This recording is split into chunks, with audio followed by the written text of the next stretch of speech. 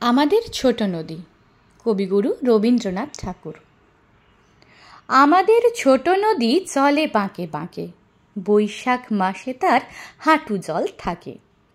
পার হয়ে যায় গরু, পার হয় গাড়ি, দুই ধার উঁচু তার, ঢালু তার পাড়ি।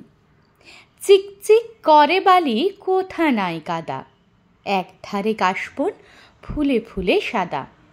কিচিমিচি করে সেথা শালিকের ঝাঁক, রাতে ওঠে থেকে থেকে শেয়ালের হাঁক।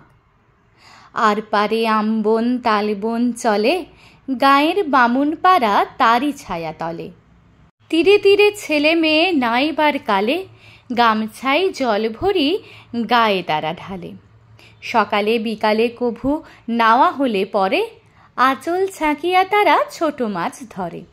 বালি দিয়ে মাঝে থালা, ঘটিগুলি মাঝে, বধূরা কাপড় কেচে যায় গৃহকাজে।